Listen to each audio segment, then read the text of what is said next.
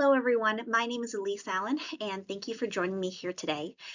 This presentation is entitled Beyond Stimulants, an Over of ADHD and Counseling.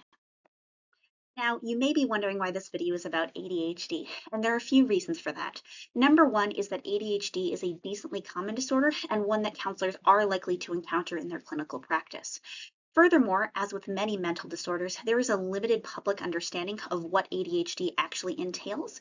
And in addition, there is the possibility for comorbidity and long-term negative consequences if ADHD is untreated, meaning that counselors should both be aware of what ADHD actually entails and realize that this is a disorder that can benefit from counseling. Lastly, ADHD is often more associated with psychiatry, meaning that counselors may not be aware of how they can help clients with ADHD within the counseling paradigm. By the end of this video, my goal is that viewers will be able to describe the diagnostic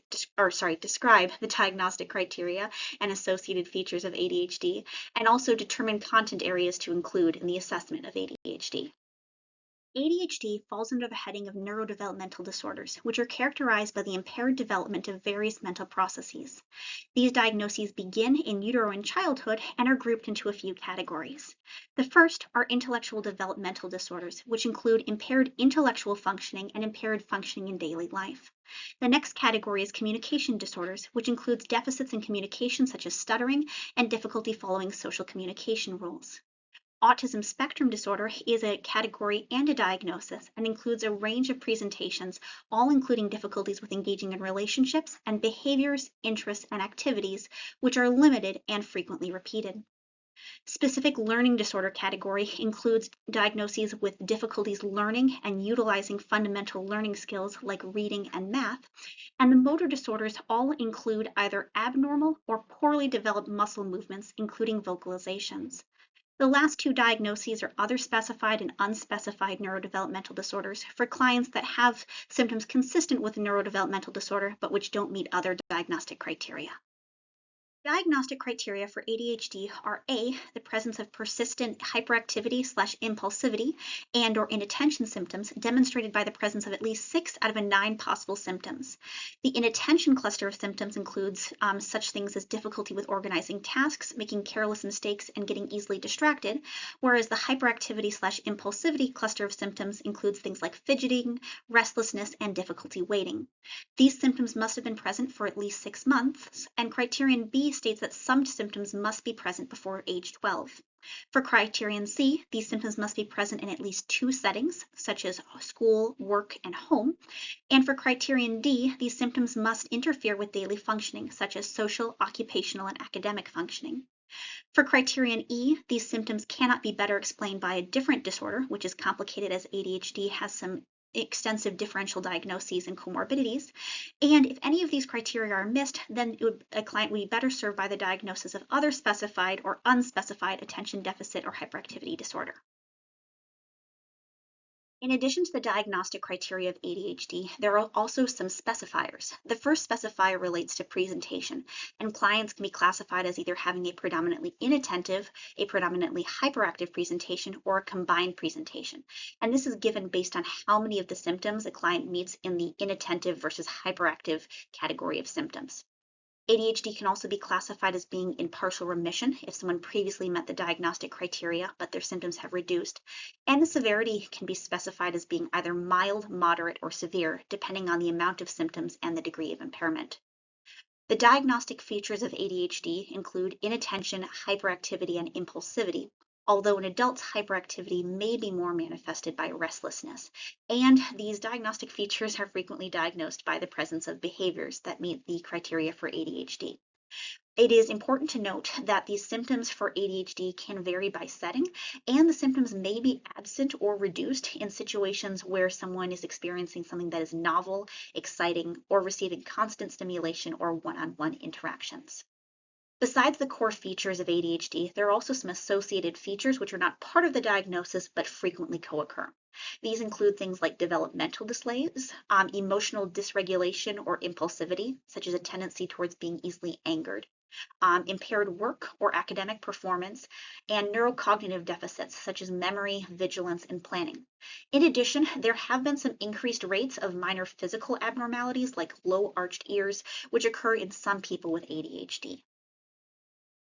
As mentioned earlier, ADHD is a decently common disorder with an estimated worldwide prevalence of 5.3 to 7.1% of kids and 4.4 to 5% of adults, meaning it's more common in children. In addition, about 10% of mental health service users have a diagnosis of ADHD per a survey in the United States, and ADHD tends to be more common in certain populations, such as individuals in corrections or those in foster care.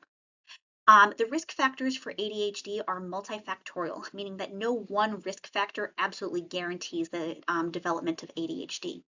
The heritability estimate of ADHD is about 74%, meaning that there is a strong genetic component, and exposure to toxins or as well as prematurity, such as low birth weight, are associated with an increased risk of developing ADHD. For prognosis factors, the presence of negative things such as adverse childhood events, family conflict, low socioeconomic status, and neglect are associated with a worse long-term outcome. And if ADHD has comorbidities, especially antisocial behaviors, then that is associated with a worse prognosis. For the development of ADHD, it typically has its onset in early preschool age, and the symptoms do shift slightly across development. In toddlerhood, ADHD is typically manifested by excessive motor activity, and in preschool, that hyperactivity is still very predominant. By elementary school, the symptoms of inattention become more prominent and are both present with the hyperactivity. And then in middle childhood, the inattention continues, but the symptoms of hyperactivity tend to decrease. Again, as there's different specifiers for ADHD, this may vary depending on whether an individual is predominantly inattentive or hyperactive or combined. Once individuals with ADHD reach adulthood, some experience full remission of their symptoms, meaning that they're no longer symptomatic, whereas others only experience partial remission, meaning that their symptoms have reduced but are still causing a degree of impairment. And individuals can also continue to meet the full diagnostic criteria, and they can also change in their presentation, switching from being, for example, hyperactive to inattentive. Lastly, individuals can develop antisocial behaviors, and that is associated with a worse prognosis. Symptoms of ADHD are associated with a range of functional consequences, which differ slightly between children and adults. In children, symptoms are associated with relationship problems, particularly those with peers and parents, as well as sleep disturbance, anxiety, academic failure, and an increased likelihood of using substances. You'll note that relationship problems, sleep disturbance, academic failure, and substance use are bolded because these functional consequences can also occur in adults. Adults also can have relationship problems, although this does now include marital problems and more friendships, and adults with ADHD are more likely to report loneliness. ADHD in adults is also associated with poor work stability and performance, which may explain the lower income that is also associated with ADHD. Individuals with ADHD are also associated with a higher likelihood of engaging in criminal activity and risky sexual behavior, and ADHD is associated with a range of health concerns such as obesity, eating disorders, type 2 diabetes, and coronary heart disease. Lastly, ADHD does have an increased all-cause mortality compared to individuals without the disorder, although most of that is believed to be due to the increased likelihood of accidents and the increased suicide risk associated with ADHD. It is believed that some of the functional consequences of ADHD are due to executive function deficits, such as those with planning, organization, and time management. While these deficits are not unique to ADHD, they do frequently occur and can contribute to some of the functional consequences mentioned earlier. Lastly, ADHD is associated with an increased suicide risk, and as impulsivity is a known risk factor for suicide, it is believed that the impulsive symptoms of ADHD might be contributing to that increased risk. Furthermore, the presence of a comorbid disorder with ADHD does worsen the risk of suicidality, particularly if that comorbid disorder is a substance use disorder. Both differential diagnosis and comorbidity are common concerns, as overdiagnosis can result in the unnecessary use of pharmaceuticals, and underdiagnosis can result in lost social and educational opportunities and increased risk of functional consequences. Comorbidity in ADHD is common, and most presentations are comorbid rather than not. And some of the various disorders that can be comorbid include conduct disorders, specific learning disorders, autism spectrum disorder, and oppositional defiant disorder. You'll note that the disorders highlighted in green tend to be more commonly comorbid than some of the other ones in that paragraph. It is also important to rule out disorders that might have similar presentations to ADHD, and some examples of these include visual and hearing impairments, traumatic experiences, sleep disorders, epilepsy, particularly absence seizures, anxiety, specific learning disorders, oppositional defiant disorder, among others. These disorders and medical conditions can have similar symptoms to ADHD, meaning that differential diagnosis is exceptionally important. Gender and cultural issues are both complicated as there is conflicting information. For gender, some of the differences are that ADHD is more prevalent in males, although this gap does decrease with age, and that women are often diagnosed later, in addition to typically displaying less hyperactivity, having more coping mechanisms, and tending to have more internalizing associated symptoms as opposed to externalizing. However, ADHD is often associated with a higher stigma in women, and thus this difference may reflect differences in socialization and not so much inherent differences between men and women. For cultural, some studies show similar prevalence rates of ADHD, whereas others show that it may be less reported, diagnosed, or treated in minorities. For example, in the United States, the highest rate of ADHD is in white Americans, whereas the lowest is in Asian Americans or Pacific Islanders. Besides potentially reflecting discrimination and lack of access to resources, it could also be that cultural factors like tendency towards healthcare seeking behavior and awareness of ADHD, as well as different standards for symptom reporting, may be contributing. For example, parents in Hong Kong tended to report their children's symptoms as more severe, even when they were objectively less severe compared to children in the United Kingdom. For spiritual, there is limited prevalence research on the presence of ADHD with religiosity. However, ADHD is associated with less regular attendance and less involvement in organized religion, and it is associated with more stigma and distress. However, at the same side, ADHD and religiosity may provide better coping strategies and community, as well as reducing antisocial behaviors. So all of these situations are relatively complicated. Given the issues with differential diagnosis and comorbidity, the DSM-5-TR recommends that a checklist is not sufficient for diagnosis. Thus, in addition to considering diagnostic criteria, clinicians should also consider a client's clinical history. For adults, it is recommended that assessment include a multimodal assessment, which includes a clinical interview, mental status exam, as well as various measures such as self-report measures like the Conners Adult ADHD Rating Scales, behavioral measures like the Paced Auditory Serial Addition Test, and neuropsychological measures like the test of variables of attention. For both adults and children, there is no one test that is the only thing for determining whether someone does or does not have ADHD.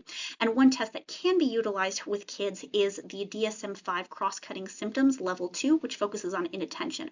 One form of this asks parents or guardians of children to rate their child's level of inattention symptoms, and this can be useful for moving towards a diagnosis. Treatment. The first-line treatment for ADHD is medication, which includes stimulant medications like methylphenidate and amphetamines, as well as non-stimulant medications like atomoxetine. Research shows that these medications demonstrate similar efficacy for adults and children, and they can both help improve symptoms, reduce functional impairment, and increase quality of life. However, these medications are the realm of psychiatrists only, and so for counselors, additional treatments can be used as supplements to medication. One example of an evidence-based treatment is cognitive behavioral therapy, which targets the functional impairments and behavior associated with ADHD. Some components of CBT for ADHD are psychoeducation, behavioral parent training, structured problem solving, and self-monitoring training, among others. And there's some slight variations between treatment for children, adolescents, and adults, with treatment for children typically targeting the parents, whereas adults and adolescents tend to play a more active role in their therapy.